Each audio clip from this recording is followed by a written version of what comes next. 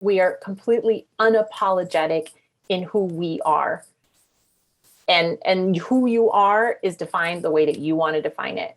And it really was born of this shame, the shame that Natalia has talked about for the way that she looks, the shame for the other languages that we know how to speak, the shame in really all of these things that we've talked about throughout this entire conversation.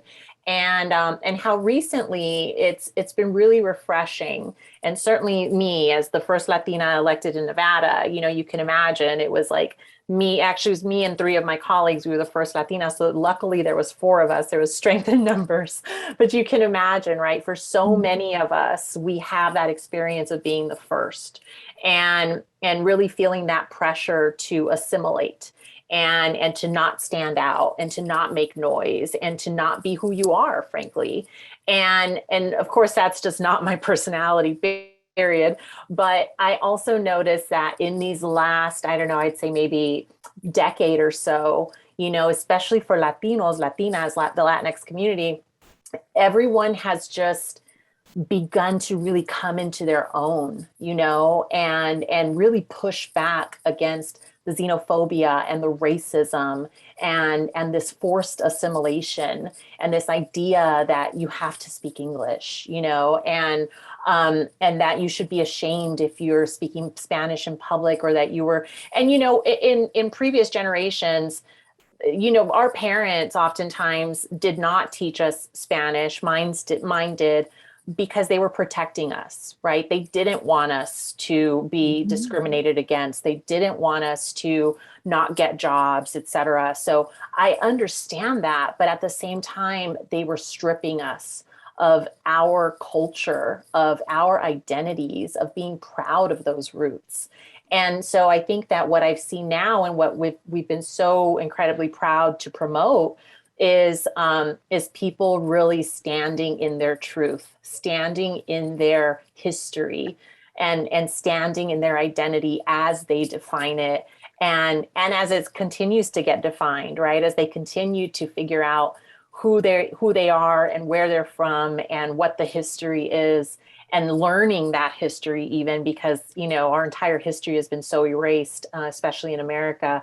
That it's just really been really, really refreshing, but also, very exciting, because I think that the next generation after us is going to be even more, unapologetic about who they are.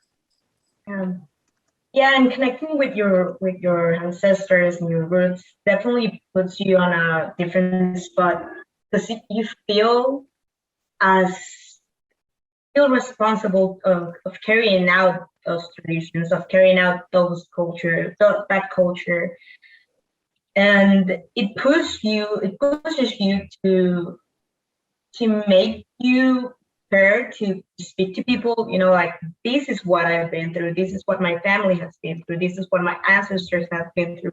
I cannot give up and just completely ignore that I have that kind of past, because now I am responsible too of carrying out and doing what you can for that, like those traditions were passed down on me, whatever, and making sure that we stay true to ourselves and we share what we've learned. And it's not an easy job, but we have to do it. We have to do it unapologetically, and we have to be proud of all the things that we've learned and of all the things that have been passed on. And finding your connection with your history helps you to comprehend and to understand better what makes you, what makes you proud of being yourself.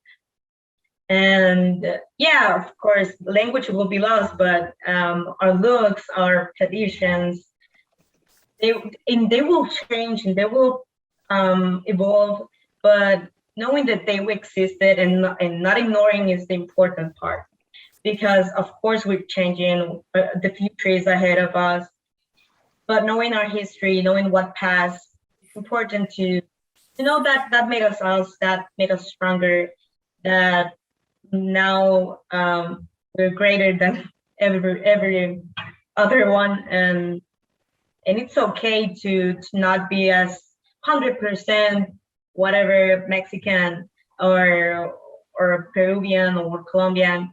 Just knowing that you have cool history behind you, cool history in you, that's enough, I think.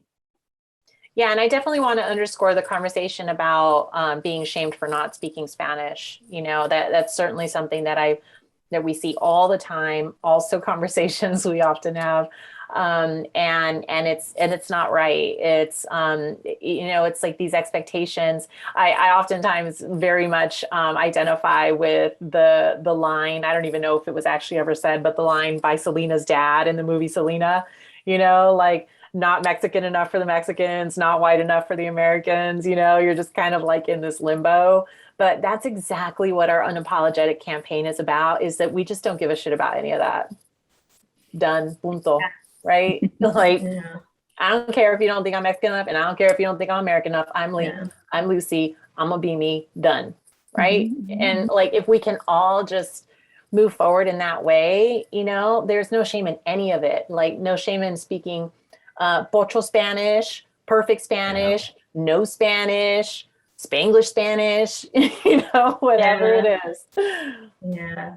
Like, who are you to tell me I'm not right? Like, I'm about to make up my own words. Exactly. I'm gonna start speaking Pig Latin, then you're really not gonna understand what I'm saying. Yeah. And I think also too, it's so crazy because as someone who's mixed with Polish and Mexican, like that was a huge thing that I had to come into too, because you have family members. And what's crazy is that the experiences that I've had as a mixed person biracially are matching other Latinos and Latinas experiences as well, because there's so much intersectionality just in this diaspora, right? And so I think a lot of my experience, and we have this actually in our booklet, but Maria Piru has an amazing resource for mixed people and also people who are multi-ethnic, multiracial. And one of her Bill of Rights says that you can change your identity also as it evolves. And that has really helped me, because I went from being white to being mixed to being Latina, and maybe it'll be mestizaje in the future. We don't know.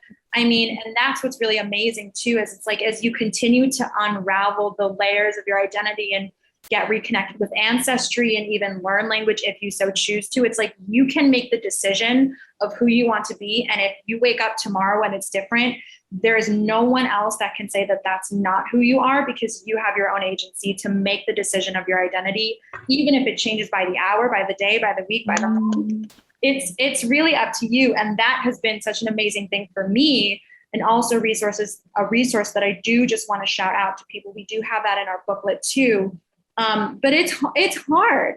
It is really hard. And I'm just so grateful that we get to talk about it, and that we get to have a space where we can all be present together and just like relate, right? Because that's the craziness about it, is that we all come from different backgrounds, but there is this undercurrent of erasure, colorism, and like intersectionality that probably all of us and our families, our older generations, have dealt with in such a strong way, that now we can come together in a space and say, like, I feel you, I feel that pain, I feel you carrying their pain. Like, where do we go moving forward from here?